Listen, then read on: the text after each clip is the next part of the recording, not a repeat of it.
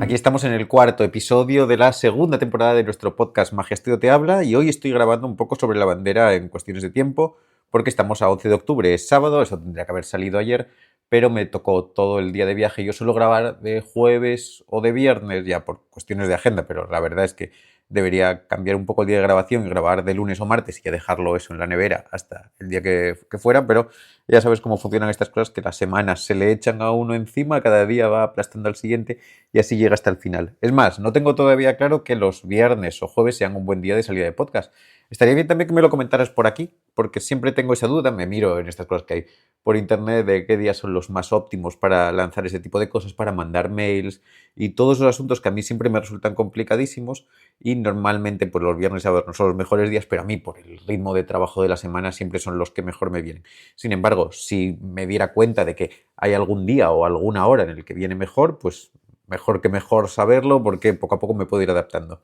El podcast que más escucho de videojuegos, que es el podcast Reload, sale de sábados y me lo escucho yo muy majamente siempre los fines de semana, aunque es un podcast de 4 horas semanal, que ya 4 horas, semanal, que me va durando y a veces me lo voy dosificando.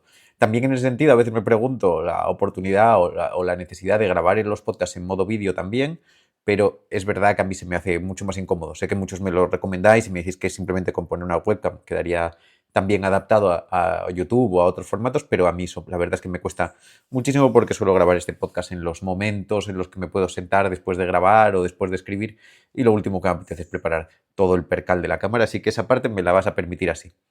Estoy pasando estos días en Asturias, aprovecho para contarte un poco nuestra agenda de la tienda. Recuerda que esto lo hacemos desde Magia Studio, magiastudio.com, nuestra tienda en la calle San Mateo 19 en Madrid, que tenemos también la página web, que además ahora a ver si le damos un remozado, sobre todo a las tripas, no a la parte de fuera, y también a ver si me pongo a revisar un poco la forma de publicidad de los Secret Files, que estoy muy contento con ellos, siempre me dedico mucho al contenido, pero poco a dar la turra con que está muy bien. Y también estoy buscando un poco aprender esa manera de publicitarlo de una forma más abierta, quizá grabando algunos vídeos sobre el uso de la plataforma para que se puedan ver por otros lados y también para recomendar a la gente que haya estado hace muchos años o hace algún tiempo que vuelvan a echarle un vistazo porque claro, cada semana hay un nuevo vídeo. Ahora estamos ya en 650 clases, a ver cómo organizo también un poco ese tipo de cosas para darle una segunda vida. La verdad es que estoy muy contento con la plataforma y eso a veces es lo que hace que uno se acomode y no la publicite tan bien como debiera. En otro orden de cosas, eso, estoy aquí porque tengo que aprovechar para coser carteras Himber. Lo digo porque si llegó el mail de esta semana y ves que de repente ya no está en la web, ves que la primera tirada de nuestras carteras en Z se agotó en un par de días. Superó con muchísimo mis expectativas, que pensé que me iban a durar más de la semana que había planteado para poder hacer la oferta, que siempre hago una oferta de lanzamiento con nuestros productos, pero no fue así. Así que creo que en cuanto haga esta tirada, pues igual los vuelvo a dejar de oferta 2 o 3 días más para que todo el mundo tenga la oportunidad y no tenga que correr a pillarla ahí a toda velocidad. Lo mismo ocurre con las carteras de cartera a cartera, que las tengo que volver a hacer, y los conos de cono y bola, que también me sorprendió muchísimo el éxito que tuvieron y me quedé sin stock de ello cuando pensé que me iba a durar una barbaridad de tiempo. En los mostradores pues no fue así que me toca cortar y coser carteras. También estamos metidos en nuevos embolados con las cosas de la tienda. Estoy preparando para hacer impresión de pañuelos con dibujitos para relanzar uno de nuestros juegos favoritos, que es el Animalario, pero que además venga con unos pañuelos impresos para utilizar en bolsa de cambio. Quizá un pañuelo para hacer la carta al pañuelo con más ilustrado, no con esa forma. Es verdad que con el sistema de impresión que queremos utilizar no se pueden usar pañuelos de esa seda tan finísima, pero al final con lo que estamos viendo pues la verdad que queda muy bien y los dibujos quedan guapísimos y súper vibrantes. Espero tener eso en las próximas semanas y ahí está un poco todas esas cosas, que tampoco te quiero dar yo mucho la turra con estas cosas de las cosas de la tienda, pero eso, que le eches un vistacillo que por ahí va, que tiene su interés.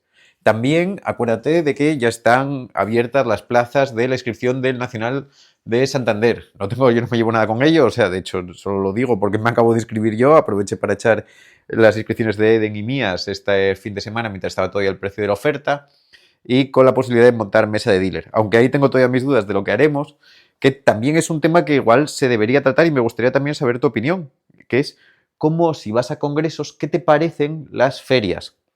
A mí cada día me cansan un poco más.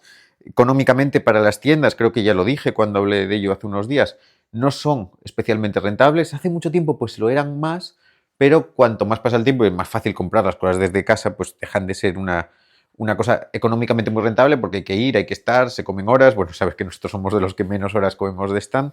Y con esa idea fue con la que nosotros cambiamos el tono nuestro a la hora de montar nuestro puesto. En vez de dedicarlo tanto a vender las cosas que hacemos, nuestra idea era montar pues, lo que hicimos este año en Magia al Día. Un par de estanterías, un par de mesas, invitar a la gente que se siente. Hemos aprendido un poco que igual necesitamos hacer un espacio como más abierto para que sea más fácil sentarse, entender ese camino, pero me parece que es el que vamos a llevar. Y el puesto de la mesa tradicional ya no nos gusta mucho. Tenemos que ver cómo encaja eso con los congresos y cómo les interesa a ellos también tenerlo. Imagínate, tuvimos una recepción, porque siempre nos tratan especialmente bien, una recepción fantástica, pero hay que ver en otros formatos si eso va bien o va regular. Siempre tengo esta idea de que las ferias de los congresos deberían también reconvertirse un poco porque son uno de los espacios principales y deberían utilizarse más como un lugar de uso y de disfrute más abierto. No siento yo que estemos avanzando al ritmo que debiéramos de eso, pero bueno, como digo, es una discusión que queda pendiente y en la que seguro que me encuentro luego muy solo en la parte de la implementación. Pero bueno, ahí queda esa primera cosilla. Y también quiero que se me quede ahí, que lo tengo aquí apuntado y si no se me olvida, compartir contigo un vídeo que me interesa muchísimo. Me gustaría también a veces darle un poco vueltas a esto y en algunos de los podcasts, ya digo, yo no sigo una programación como muy rígida con secciones que siempre tengan que ser iguales, pero sí compartir de vez en cuando alguno de los vídeos que voy descubriendo en la Biblioteca Mágica, en el archivo Carlos de Banti, en el canal de YouTube, que me gusta muchísimo y que me disfruto una barbaridad. Hay vídeos que, claro, con el paso del tiempo pues hay que ver con cierta amabilidad porque las sensibilidades eran un poco distintas, pero hay uno en concreto que me llama mucho la atención, que es uno, y te digo el título directamente para que lo busques, es Emilio Aragón, ni en vivo ni en directo, TVE 1983-1984, La aguja a través del brazo. Te digo todo el título ahí para que lo puedas encontrar porque es una cosa divertidísima. Emilio Aragón es Emilio Aragón, no es que haya un mago más que nos conozcamos que se llame igual que el presentador de televisión iba a decir del Juego de la Oca, pero ya hizo muchas más cosas, el de Médico de Familia, vaya, el hijo de Miliki. Se hace ahí la aguja a través del brazo. Y nosotros ahora en el canal nuestro de Telegram de Magia Studio tenemos como una discusión ongoing que va y viene, que además ahora parece que se va a realimentar con el musical de Houdini que está en Madrid y hay un actor, creo que es Pablo Puyol, que hace de Houdini y hacen grandes ilusiones y discutimos esta idea de si un mago no, un actor puede hacer magia en juegos en los que no haya de ciencia técnica o es necesario que haya ese otro conocimiento, que es una discusión compleja, no voy a entrar en ella ahora, pero sí voy a introducir este elemento de Emilio Aragón haciendo la aguja a través del brazo. Es verdad que Emilio Aragón como personaje de circo y estas cosas pues está muy cerca de la magia y no es tan difícil imaginárselo haciendo algo así, de la misma forma que Steve Martin, que era medio mago, pues tiene su cosa de magia, pero bueno, es una cosa tangencial en su profesión, una cosa más de afición. No sé en el caso de Emilio Aragón, no tengo ni idea de si el tipo era aficionado a la magia o es aficionado a la magia o no. En cualquier caso, me parece que es precioso ver ese vídeo, primero porque Emilio Aragón es muy divertido en esa época y segundo porque para mí supone de repente la fusión de dos personajes de mi infancia televisiva a los que no había visto hermanados y que de golpe se me unieron en la misma película, que son, como no puede ser de otra manera porque estoy hablando de él, el Emilio Aragón, y por otro lado Harry Anderson, que es el de Juzgado de Guardia o Harry de Hat and Cheers y uno de mis magos favoritos con uno de mis libros favoritos de la historia del universo de la magia, que es el libro de Harry Anderson. Es uno de los genios de la magia cómica, ya hablé de él un montón de veces, tenéis algún show suyo en YouTube, tenéis, si no me equivoco, Hello Sucker, que es divertidísimo, y uno de los juegos clásicos suyos era este de la aguja a través del brazo, que no es suyo, creo, en origen, vamos, no es que lo creas, que lo sé, que no es suyo en origen, es que no sé de quién es ahora, el que va a mirarlo, pero no lo tengo claro. En cualquier caso, es uno de los juegos que el tipo hacía siempre, que es una cosa como de magia medio bizarra, que roza el faquirismo, pero que le viene muy bien tanto a un presentador como a un cómico como a un mago. Tú coges el brazo, te lo frotas así con una cosa para que se vea que está limpio y sacas un agujote largo, no me refiero como largo como de 40 centímetros, y lo trinchas ahí, se ve a través de la piel del antebrazo, sale sangre si quieres además, eso gotea, luego te limpias y sí, por supuesto tiene un efecto mágico porque en última instancia tú enseñas que eso no tiene trampa, o sea que no tiene trampa, que no deja este agujero visible, o sea que sí que tiene trampa. Y además yo creo que Harry Anderson lo hace. Me parece curioso porque no son momentos tan diferentes, quiero decir, seguro que antes te dije ahora el año, ¿no?, en el que había hecho Emilio Aragón esto, que es 83-84, Harry Anderson lo hace también en Saturday Night Live, Y yo creo que andará sobre esa época. Y es uno de estos casos en los que uno se encuentra como se observa a otro personaje funcionar muy bien y cogemos, agarramos una de sus obras y se trae aquí. En las cosas del humor y de los monólogos es súper, súper habitual también encontrarnos esto. A mí me sorprendió un montón cuando descubrí a la Terry Rogers, que es una ventríloca inglesa, contar chistes en inglés mucho antes, que luego volví a reescuchar en Eugenio. Me hacía mucha gracia eso. En cualquier caso, échale un vistazo al vídeo porque está majísimo, a mí me resulta muy divertido.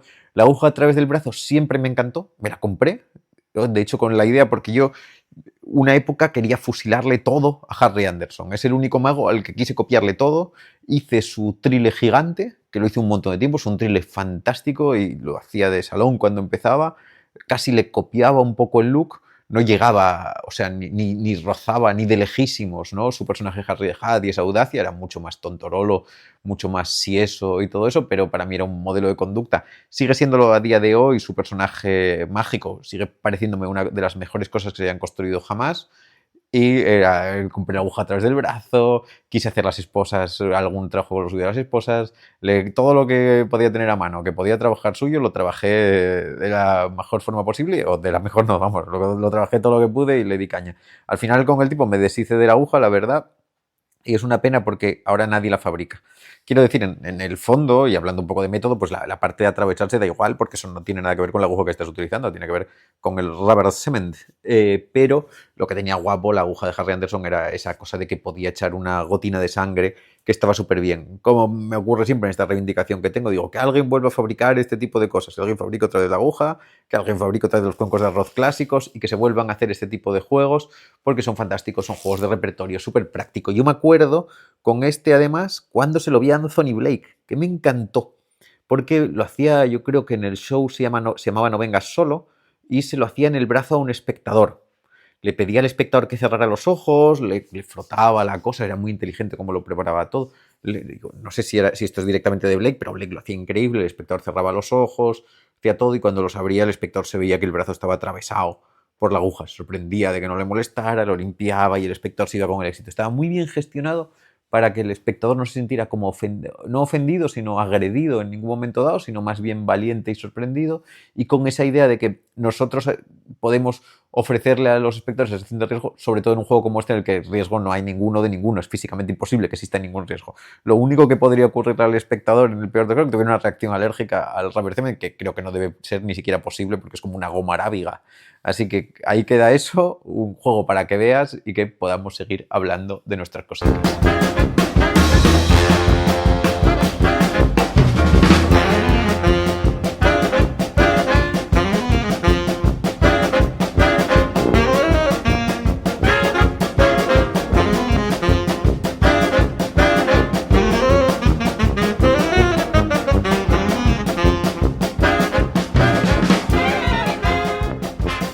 Como los temas de estos podcasts surgen de la vida, del ciclo natural de nuestra vida y existencia y las discusiones que tenemos, se me ocurrió hablar contigo de uno de mis juegos favoritos de la magia. Y no hablar tanto solo del juego en sí, sino también decirte que lo busques, que descubras lo ingenioso que es e invitarte a un camino mágico que es muy interesante. Este juego lo vimos esta semana en nuestras clases presenciales, que tengo solamente un grupo, que son los alumnos con los que llevo un montón de años y ya me lo paso también con ellos, que simplemente son con los que disfruto la pedagogía en directo. Ahora no hago más clases presenciales, pero con ellos sí. Y este año estamos dedicando el curso a magos. Cada mes vamos a hablar de un mago distinto. Alternamos Pedro y yo, que es el otro profe, Pedro Martín y yo, y vamos hablando de magos diferentes. No siempre serán como magos obvios, solo que en el primer mes sí, porque me gusta siempre hablar de Dai Vernon, lo tengo siempre en la punta de la lengua, preparado para salir a danzar.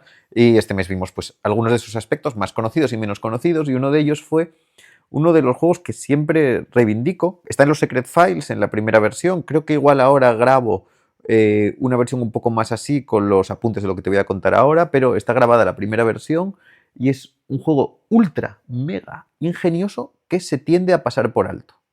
Si lo quieres buscar, si buscas el thriller de las 7 cartas vas a encontrar un vídeo mío haciéndolo en YouTube, por si te quieres ver el fundamento del juego en la versión vernoniana, pero es uno de los juegos que tendemos a pasar por alto siempre que leemos el Dai Vernon Book of Magic, o sea, el libro negro de Dai Vernon.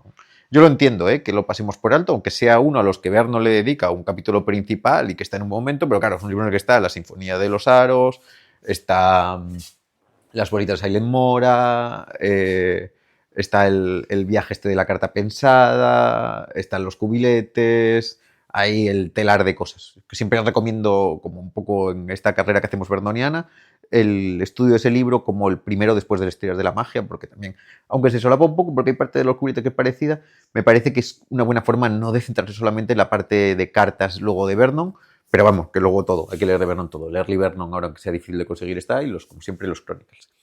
El thriller de las 7 cartas es un ingenio brutal. Yo te diría, si no conoces el juego y tienes la posibilidad de verlo, o sea, de pararte ahora, no estás conduciendo ni haciendo algo que requiera que simplemente me escuches, sí que te diría que parases el podcast durante un segundo y te vieses al menos el vídeo en el que lo hago. Te lo digo esto así porque, spoilers ahead, porque voy a hablar un poco del método y es muy engañoso y me daría pena que lo vieras si no lo conoces con el conocimiento previo. No es tanto una cosa para que si hay algún profano que haya quedado aquí, como digo siempre, 16 minutos 30 segundos después es imposible que me haya aguantado.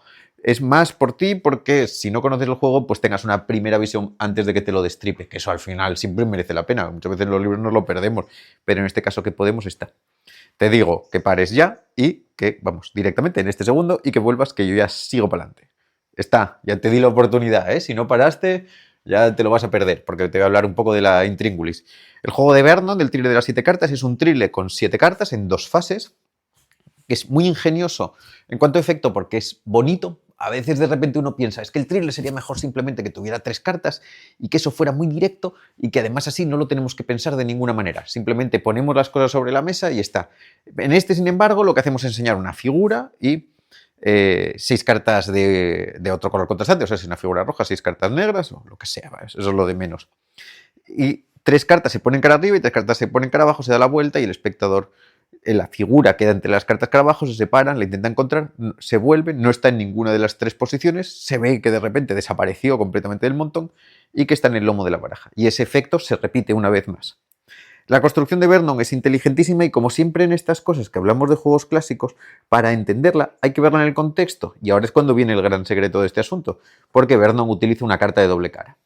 ¿Qué pasa aquí? Nosotros ahora la doble cara la tenemos ultra naturalizadísima, pero cuando Vernon hace este juego no lo es tanto. Obviamente no es una novedad, Hofzinser ya la utiliza, Vernon ya publica los Ases McDonald's, creo que en este mismo libro, si no me equivoco, con los Ases de doble cara, y hay un manejo, Dylan ya la utiliza también, no es una cosa ultra novedosa. Sin embargo, no es común, no es como ahora, que las cartas de doble cara parecen la solución a muchos de los problemas, sobre todo para mí, que siempre tengo una baraja de doble cara conmigo, y no tenemos, más bien no es que la carta no exista, es que no tenemos el ajuar de trabajo de ideas que no se tenía entonces, el ajuar de ideas que nosotros tenemos ahora utilizando las cartas de doble cara. Y Vernon, de una forma inteligentísima en este juego, porque quiero que eso lo apreciemos, más allá de las soluciones técnicas y de cada una de las cosas, descubre una cosa genial, que en un grupo de 7 cartas, una carta de doble cara al dar la vuelta desaparece teniendo 3 de dorso y 3 de cara, pero se produce como una de estas discrepancias inteligentísimas. Cuando se da la vuelta, si miras el juego bien, debería haber 4 cartas cara abajo, pero sin embargo solo hay 3.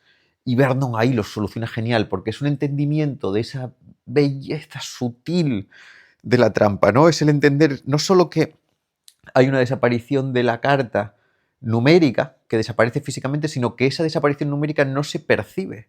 Se siente más una desaparición de cantidad. Realmente, si lo ves en el juego, lo que ocurre por dentro es que una carta se da mágicamente la vuelta y otra desaparece, si lo vieras de esa manera de una forma muy estricta. Sin embargo, Vernon entiende primero la limpieza del método y la capacidad de las tensiones y a su vez también mete en medio esa cosa. Y me parece que eso tiene una elegancia tan profunda y tan misteriosa que es difícil hasta de analizar en su máxima potencia y esplendor, y en ese juego se produce. Por eso te digo que también lo pruebes, también tiene una disposición rara, y las disposiciones raras estéticamente para los espectadores son muy bonitas porque generan piezas con un carácter muy distinto. Y esto lo podría un poco dejar aquí y simplemente quedarme con el trabajo de Vernon y con un poco esa duda de que por qué leches no hay tantas versiones del juego por ahí. Yo los estuve investigando en su momento también un poco y hay algunas versiones mejores y peores, pero como hacían un poco los americanos, cogían juegos y los destripaban y los destrozaban. Sin embargo, lo que sí que existe, y esto es interesantísimo, y es un poco a lo que voy a dedicar hoy el podcast de hoy, la semana siguiente hablaremos de otra cosa, pero hoy voy a hablarte de esta cosa de la evolución, voy a dedicarlo a un tema principal, es que sí que existe una versión que coge lo de Vernon, lo empuja y nos demuestra cómo la historia de la magia y el conocimiento acumulado y la suma de sensibilidades nos pueden proporcionar cosas únicas y sobre todo un estudio de la evolución del conocimiento mágico que pone a cada uno en su lugar y no hace de menos una versión respecto a la otra, sino les da a cada una el valor que deben. Y es la versión de Tamariz del juego del thriller de las 7 cartas. ¿Por qué? Si no lo conoces me dirás, ¿cuál es la versión de Tamariz de ese juego? Si todos estamos viendo siempre las versiones de Tamariz de todos los juegos, si todos hacemos la versión de Reyes Cazadores y la rutina para olvidar, ¿dónde leches está esa versión que me estoy pasando de largo? Pues es uno de los libros poco conocidos de Tamariz. Bueno, igual te estoy diciendo esto y tú me dices, hombre, no, la conozco de sobra porque me gusta un montón y es probable que eso ocurra así porque para mucha gente es una cosa guapa. Está en uno de esos libros que olvidamos. ¿Por qué? Bueno, primero porque la editorial Marrey ya cerró y ahora es poco accesible, y otro porque de alguna manera no es un libro que nosotros le pongamos a Tamariz en su lista de obras, que es el Truco y Cartomagia, que no lo ponemos, pero es brutal.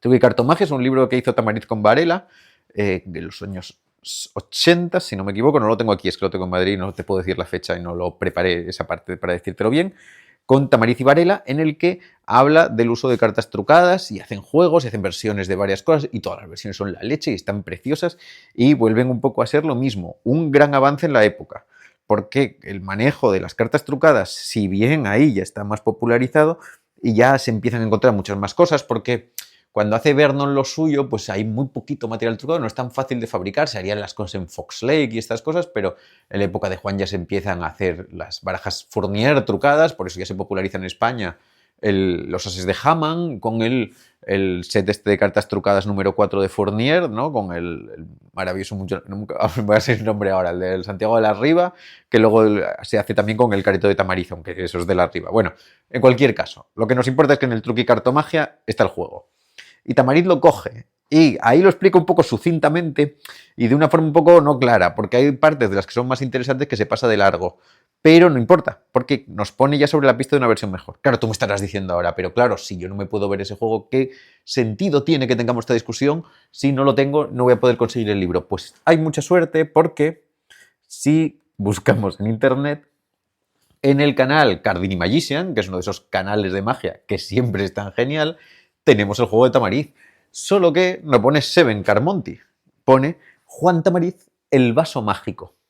Así que ahí tienes toda la secuencia tamariciana que reinterpreta la versión de Vernon. Que ya te digo, no es exactamente igual que en el Truco y Cartomagia, es un poco más pulida y tiene algunos engaños que están muy bien. Lo mismo, si no lo conoces, pues y te apetece y quieres seguir esta charlita conmigo, te recomiendo también que pauses este podcast. Claro, es lo que pasa con lo de los podcasts y los análisis de juegos, que para que estemos en la misma película, pues estaría bien que los dos hubiéramos visto el mismo juego. Pero sí que te recomiendo, además, así se te alarga el de hoy. Podría haberlo hecho más corto, porque si le contamos el tiempo que gastas en ver los vídeos, es más worthy. O sea, está hecho como más así. En cualquier caso, dale ahí al pausa si quieres y te puedes ver la versión de Tamariz. Buscas Juan Tamariz, el vaso mágico. El vídeo está publicado el 23 de noviembre, 23 de marzo de 2014. Voy a abrirlo aquí. Se puede oír ahora un segundito de sonido. Ahí ya, la publicidad. Lo voy a parar para que no se me meta en el audio, que lo estaba abriendo 11 años. Tiene 20.000 visitas, ¿eh? O sea, hay mucha gente que lo vio, pero puede ser que se nos haya pasado porque luego lo que no tiene son muchos comentarios. Aún así, a veces estas cosas las tendemos a pasar por alto y no las valoramos en su medida, hasta que ahora las discutamos. Y ya vuelvo a decir que igual dices, pero sí, lo valoro muchísimo, es mi juego favorito. Pues me alegro mucho porque compartimos sensibilidades. Le echas un ojo y volvemos, ya está, ¿eh? Yo ya voy a seguir hablando de él y voy a hablar un poco de método. Mira qué ingenio el juego de Tamariz. Le mete más fases, hay una primera fase extra, entendiendo el juego como en las tres fases principales, le mete una extra y luego le añade un finalito con un punch. Lo introduce de una forma maravillosa con uno de los mejores juegos del mundo, que es la transposición de 2 cartas, con el duplicado que introduce un elemento que es el vaso mágico. Tamariz, para justificar el viaje de la carta al sitio que pasa, mete un elemento que ya lo indica, que lo dirige. Si pensamos en el juego original de Vernon, cuando desaparece la carta entre el grupo de 7 cartas, aparece en la baraja que está al lado, a la que no le hicimos mucha indicación. Yo en la estructura que explico los Secret Files ya hago un poco porque se sienta, pero no hay una gran dirección, aparece un elemento ajeno. Tamariz lo primero que hace es introducir la idea del vaso, que ya lo hace con un prólogo al efecto, que esto siempre lo hace Tamariz, es muy interesante. Hay un efecto que prologa la experiencia, que es la transposición, que ya dice que el vaso ese es mágico. Después el vaso se deja encima de la baraja y pasamos al núcleo de la versión tamariciana del triple de las 7 cartas. A nivel de método, o sea, a nivel de la estructura, cuando hablemos de la otra parte de la tercera fase, vamos a ver que ya hay grandes avances, pero ya en esta primera es muy interesante, porque ¿qué hace Tamariz? ¿Qué es lo primero que hace Tamariz en el juego de Vernon? Quitar la doble cara. Pero no la quita para siempre, la quita al principio. Yo cuando veía esto las primeras veces y decías, si estabas pensando y habías visto el vídeo primero de Vernon, decías, pero ¿cómo leches enseña tantísimo? Porque en la primera fase no hay doble cara. La primera fase de las 3 de Tamariz simplemente te está explicando el proceso del juego. Y hay un segmento de equívoco para que la carta aparezca. O sea, no hay efecto mágico en el sentido en el que la primera fase de Tamariz se mezclan las cartas cara arriba y cara abajo, se separan las 3 cara abajo, entre una de las cuales está la carta objetivo y se llega a la carta objetivo. Tamariz lo reconduce con un equívoco para que haya un cierto efectito con ellos, hay una pequeña dirección que nos indica hacia dónde vamos, pero tampoco se vuelca en eso. Una vez a partir de ahí ya se permite ir a la segunda fase, que todavía es sin doble cara. ¿Por qué? Porque entendiendo la doble cara como el momento de máxima potencia, en vez de aprovecharla a tope, como hace Vernon, porque en el momento de Vernon eso es tan novedoso, o tan interesante, o tan rompedor, que es a lo que se le saca partido. Vernon abre esa beta, introduciendo algo que es totalmente novedoso en ese momento y que funciona por sí solo. En el tiempo después, pues el universo cambia lo suficiente como para que Tamariz encuentre una nueva serie de necesidades, y ahí encuentra esa brechita en la que se permite enseñar para hacer una reserva de potencia. Está guardándose la potencia de la doble cara para la tercera fase. Cosa que Vernon no hacía, no porque no supiera, sino porque no lo necesitaba en ese momento. Y esta segunda fase de Tamariz es extremadísimamente engañosa. Porque entiende la idea base de Vernon, que es que una carta desaparece completamente. La doble cara que cae, como te decía, no solamente viaja, sino que una se da la vuelta, desaparece y una movida. Y Tamariz aprovecha eso para hacer una desaparición basada en un uso sutil de la carta que queda cara abajo. Te invito a que lo investigues, por eso no te voy a hacer ese spoiler de eso para que veas el funcionamiento de la segunda fase, porque en el momento que lo descubres te das cuenta de la inteligencia suprema que hay en esa desaparición de la carta. Porque la carta no desaparece del todo, pero sí desaparece psicológicamente. Y esa desaparición psicológica de la carta nos habla de que Tamariz entiende la idea de Vernon. O sea, la genialidad de Vernon, ahí Tamariz no dice, bueno, pues le quito la doble cara porque lo de Vernon era peor. No. Entiende el fundamento de la genialidad más genial de la parte vernoniana y la utiliza en otro sentido. Y además ahí es cuando el vaso, en la primera fase no, y ahora el vaso que quedó encima de la baraja cobra todo el sentido y hace que la carta viaje de una forma que dramáticamente para el público se cierra y se cuadra muy bien. Y eso permite, de esa manera, en ese tránsito, la introducción para el uso solamente en la tercera fase de la carta de doble cara, que ahora sí que va a venir y va a hacer todo lo que Vernon propuso que hiciera la carta de doble cara. En esa estructura tan tamariciana, cada fase completa la anterior y lo que no permitía la anterior lo permite este. Sin embargo, lo que no permite esta, que es la enseñada de los dorsos de las cartas del principio, lo permitió la fase anterior. Y se autocompletan porque la sensación que tienes es que no haya cambiado ningún elemento del panorama ofrecido. Qué maravilla, ¿no? Es que esto es una belleza. Y en ese punto, pues se le saca todo el partido al juego. Y se presenta en todo su esplendor la propuesta vernoniana con la idea de la desaparición estatal de Vernon, que es tan absolutamente maravillosa. En una idea tamariciana también fantástico para convertir el juego de Vernon, que está planteado también desde la óptica diferente que tienen los dos. Vernon no es un mago nativamente actuante, no necesita arrutinar.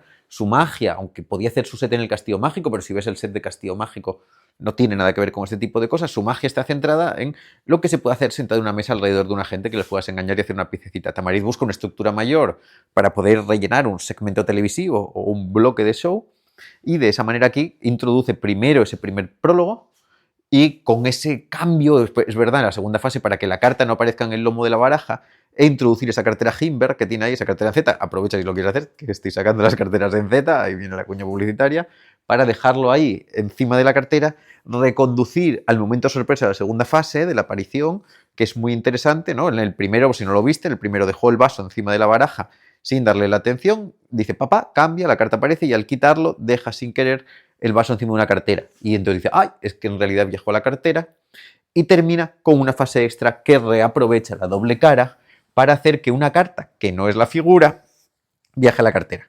En el libro, en el Truqui Cartomagia, termina explicándote cómo limpiar el juego si lo estás haciendo sentado en una mesa, pero aquí lo cambia a esa fase final. Esa fase final es la que a mí me parece que también tiene más variabilidad constructiva. No necesariamente tienes que utilizar la cartera, quiero decir. Podría aparecer en la segunda fase, en la tercera, en vez de en la cara de la baraja, que es como aparece cuando la primera no cambia. En la segunda fase aparece la cara de la baraja, pues que en la tercera aparezca en el dorso y que tú tuvieras pues el duplicado de la carta que va a desaparecer después, por ejemplo, en el estuche y se dejara ahí el vaso y te evitas la cartera si quieres tener un elemento menos. No es estrictamente necesaria la cartera, pero entiendo que a ese nivel televisivo de Tamariz pues busca ese elemento que sea muy claro y se puede abrir muy bien. Y además, si te gusta, me viene muy bien porque estoy fabricando yo carteras. La suya es enorme, esa es gigante. Y te recomiendo una verdadera barbaridad que hagas ese estudio comparativo de los dos juegos. Este que acabo de hacer contigo, que lo puedas hacer entre todas las versiones posibles. Quiero decir, no valoremos las versiones posteriores de un juego solamente de forma comparativa a la anterior, poniendo las virtudes de la nueva versión. No, porque eso no nos va a permitir ver la belleza del camino en general. Hay que entender la belleza de la primera, la belleza de la segunda, cada uno en su contexto, con las necesidades de su tiempo, las funciones de su tiempo, cómo se produce ese tránsito y cómo son visiones diferentes de momentos históricos, mágicos, distintos, que nos pueden proporcionar este placer que para mí, por ejemplo, supone ese estudio y yo comparto contigo de tal manera que también lo pueda suponer para ti. Espero que esto te haya invitado a estudiar uno de mis juegos favoritos, de las piezas menos conocidas de Vernon, a su vez de las piezas menos conocidas de Tamariz, pero sin embargo es un juego que eligieron dos de los pilares fundamentales de la historia de la magia, ¿no? Si pensáramos en esa historia de la magia, no quiero decir quiénes son como los megapopes, pero por supuesto si hubiera una trilogía, dos de ellos estarían ocupados por Tamariz y por Vernon, con total seguridad. Y ahí queda eso, disfrútalo, dale vueltitas, si tienes cualquier idea, cualquier versión, cualquier cosa que te gustaría compartir conmigo, pues ya aquí me tienes. Acuérdate de dejar comentarios, like, todo eso me ayuda muchísimo, que estamos eso en el Telegram t.me/magiastudio y que nos puedes seguir en la web y que ya con todo esto nos vemos la semana que viene.